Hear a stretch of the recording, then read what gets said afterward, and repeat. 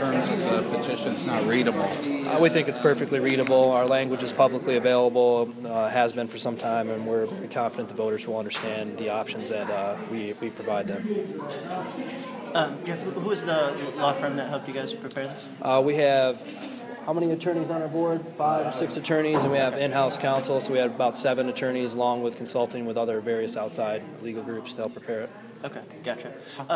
Can you just talk about what your plans are now? Are you going to start collecting signatures this summer? We're going to start collecting in the next few weeks. We're busy organizing right now. We have a Dinner of Champions, as we call it, scheduled on June 26th in Ann Arbor, which is our major fundraising dinner, and we should be launching the petition a few days after that. Okay. And are you anticipating using a paid signature? Well, paid and volunteer, and in the next few weeks we have town halls across the state in Grand Rapids, Lansing. Where else are our town halls? Jackson, Traverse City, Kalamazoo, and we're going to be training and organizing volunteers and educating people about what our initiative has to offer compared to the other initiatives that are out there. How would you put that succinctly? What's better about yours compared to the other one approved today?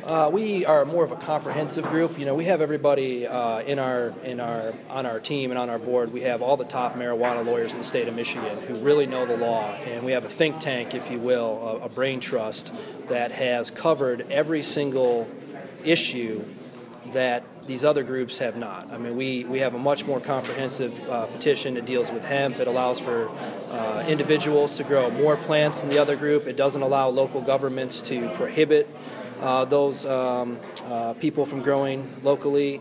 And we also don't create a state board with paid employees to oversee and leave regulations up to either that board or the legislature. We've seen the legislature fail for 7 or 8 years now to adequately fix the issues with medical marijuana, and we can't give them another 10 years to get this right. So what we want to do is create some ground rules at the start to let this industry take off, give it some breathing room, and if there's anything that we miss, the legislature can address that with future regulations. But we have much more substantive protections for children, for child-resistant packaging, for labeling, protections against driving under the influence. So we've really tried to address the concerns with people who sit on the fence with marijuana legalization and make sure that we've addressed those things that they're concerned about, but also address things that the industry are concerned about, like labeling and testing and those kind of things that some of these other groups don't deal with. We believe we have more of a small business-friendly model, and we have a model that will give individual Michigan farmers and families and businesses more freedom to operate, yet still with some fairly robust regulations. How does it deal with driving under the influence? It remains a crime under state law, and we cement into the law that we do not use a per se active THC standard, which some people are trying to push in other states. We believe that's junk science. At this point, there is no actual THC blood limit that makes someone impaired to drive under marijuana. So we use the current jury instructions for medical marijuana patients, which is substantially lessens your ability to operate a motor vehicle, which we believe is the best standard. And we've consulted with dozens of expert attorneys around the country, on substance abuse attorneys, drunk driving attorneys, on coming up with that standard. And I think you're going to see some of these other groups basically put in a feel-good standard, which is going to criminalize innocent drivers and clog up the court system. And we want to give police and law enforcement a clear way to continue to deal with people driving under the influence. There's 2 main concerns people typically have with a voice about legalization. That's driving under the influence and access by kids, and we put in very strong protections and preventions to address both those concerns. What's the tax rate that you're calling for? 10% excise tax on marijuana for adults. Medical marijuana remains untaxed, and then also you're going to have your standard sales tax, which is still at 6% thanks to the last election here. Jeff, are you going to advocate people do not sign the other group's petition?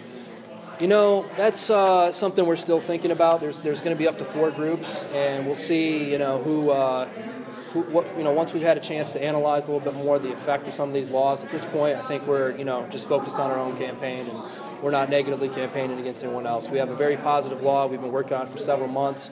It's been an open and transparent process, and when we read our law, we're very proud of it. We think we've covered everything that needs to be covered at this point in time, and we think it's the best law out there. And we have everyone on our team and on our board has run all the major decriminalization efforts in Michigan. We have all those activists, we have the team leaders, we have the street team people, and we also have all the top marijuana lawyers in Michigan on our side. So we believe we've crafted the best law there is, better than the legislature would craft. So we're just going to focus on supporting our campaign and not tearing others down. What happens when these multiple groups get on the ballot and they're all approved? You guys have a lot of lawyers. You involved in this? No, I'm just watching. No, you're just hanging out? Okay.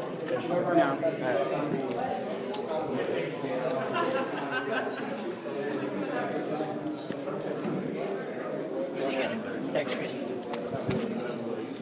Hey, how you doing? Hey. You make show an ID, much like you purchase a beer or you buy a glass of wine.